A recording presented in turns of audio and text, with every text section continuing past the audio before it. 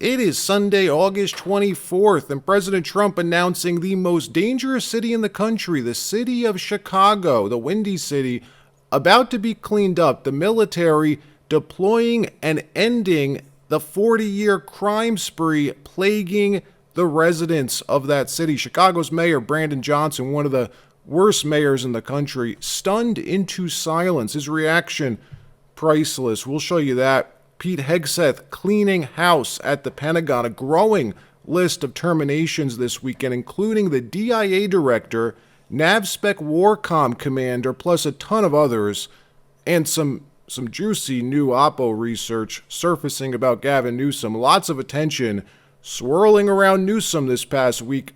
I wonder why. We'll show you, and more stories as well from around the country. I'm going to play something else President Trump said on Friday with regard to your city. Chicago's a mess. You have an incompetent mayor, grossly incompetent, and we'll straighten that one out probably next. That'll be our next one after this, and it won't even be tough. President Trump delivering on his promise to crack down on crime in this country, starting with the District of Columbia just over a week ago now, and being very successful there. Since Trump's deployment in D.C., there have been, get this, 0 homicides. Imagine that, 0 in over 7 days. Washington, D.C. has reportedly gone 7 full days without a single homicide. In 2023, D.C. had a recorded 274 homicides. That's what they recorded. So this is pretty much unprecedented. The president on Friday announcing Chicago is next, a targeted deployment of National Guard to focus on rooting out this crime epidemic in the city, one of the most deadly cities in the entire United States. Residents in Chicago already thrilled about this, yet the media and the mayor of Chicago not so happy. In fact, Mayor Brandon Johnson seems downright flabbergasted, unable to contemplate how to even respond. Watch this. Mayor Johnson? Yes. Your reaction to what you just heard. Yeah. Well, listen, the President of the United States of America has repeated this, petulant presentation since he has assumed office.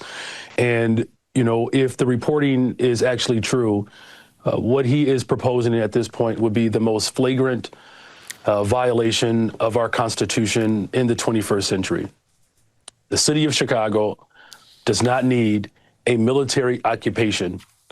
That's not what we need. I wonder why he's so unhappy about this. Chicago, again, the most deadliest city in the nation. His constituents plagued with this crime, scared to go out at night. Last year, recording 573 homicides. Normally, by the way, it's much higher than that. The numbers last year, people believe the mayor's office fudged. So why? Why would he not want help in solving a problem he clearly has no idea how to fix? Because Chicago, folks, is a sanctuary city. In fact, the entire state of Illinois is a sanctuary for illegal aliens, which means ICE can't access their jails nor the Chicago PD's database to easily track down these criminal aliens. They want, for whatever reason, these people to stay in their city. It's nuts. We reported a few weeks ago that Trump's rollout to D.C. was largely about immigration, and now we know it is. The White House announcing they're rolling out the National Guard to not just Illinois and Chicago and D.C., but to 19 states. Up to 1,700 National Guardsmen set to mobilize to assist the Department of Homeland Security's ICE on their illegal immigration crackdown. Watch this. President Trump's crime crackdown sweeping the nation. After deploying the National Guard to Washington, D.C., now the White House plans to extend its effort across 19 states, all with the goal of curbing crime and supporting immigration enforcement. We'll talk to Republican Congressman Pat Fallon in just a moment. Good morning, Kevin. We just received some new numbers. Over 2,000 National Guardsmen are this morning patrolling the streets of Washington, D.C. This comes as the D.C. police force, we know, is over 800 cops short. And those National Guardsmen are coming from a number of states, part of President Trump's crackdown on crime here in the nation's capital. And yesterday in the White House, the president says they could be going to other cities in the future.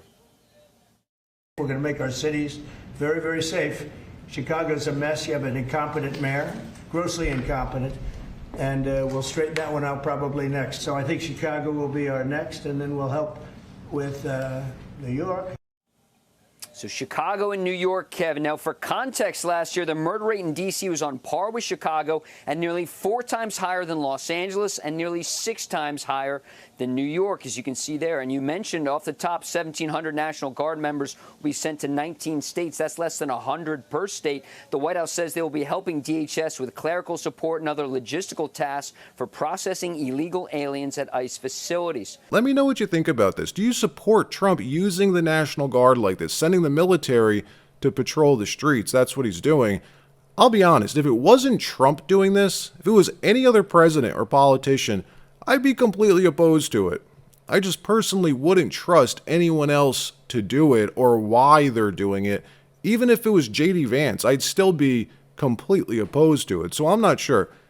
Let me know what you think. The Trump administration undergoing house cleaning and terminations at the Pentagon this weekend. Since late Friday, just 2 days ago, a number of highly ranked military and intel officials sacked, including Lieutenant General Jeffrey Cruz, who was just ousted from his role as the director of the DIA. The official reason that Hegseth gave was loss of confidence, yet it was this General Cruz, who released the DIA Iran nuke report within hours of Trump bombing Iran. Somehow, General Cruz's report made its way to CNN within hours of the attack, claiming Iran's nuke program was only set back by just months. Additionally, Hegseth also firing Vice Admiral Nancy LaCour, head of the Navy Reserve, and Rear Admiral Milton Sands, who has a real important job in charge of Naval Special Warfare Command. 4 others were also removed from their posts and stripped of their security clearances this weekend.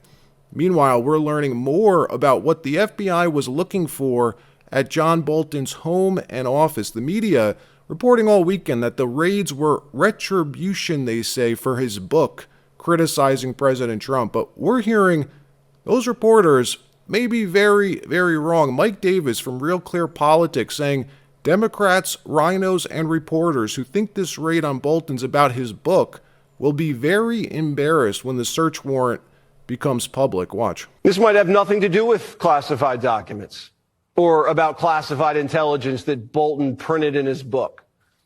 Trump Justice Insider Mike Davis says Democrats, rhinos, and reporters who think this raid on John Bolton is about his book will be very embarrassed when the search warrant becomes public. Primetime's hearing Bolton was making a lot of money from overseas and may have been trafficking in intelligence. That wouldn't be putting America first. Constitutional scholar Jonathan Turley, who we just heard from, says Bolton could be looking at up to 20 years in prison. So Bolton should take his own advice and take a big, beautiful, deep breath. I think it's important that everybody take a deep breath here. This is a very serious matter. John Bolton, by the way, has a $90 million net worth. How in the world does a career bureaucrat earn $90 million working for the federal government? He has a 40-year career in government. He was actually one of the founding members of USAID, the institution that Doge shut down back in March. Crazy amount of money for a bureaucrat to earn. What we do know is the Russians, Chinese, India, Iran pay big money for manipulating U.S. foreign policy, not even leaking intel, but swaying the policy in their direction of the U.S. government. So we shall see. In another story, the Democrats have all but decided on their 2020 presidential nominee. By this time next year, the party bosses over at the DNC, they will have already chosen their candidate. They may have a primary, right? But the Dem Party never really had a primary system, a genuine primary system. The candidate over there was always pre-chosen. This is why they use superdelegates at the DNC. The primary is just an illusion, and it looks like Gavin Newsom is close to being the anointed nominee. Newsom rolling out his strategy to effectively counter Donald Trump with his new social media strategy, and now early polling has him finally winning overwhelming support in California. California Democrats now support Newsom as their presidential nominee for 2028, something he lacked in 2024. That's a big deal. Roll the tape.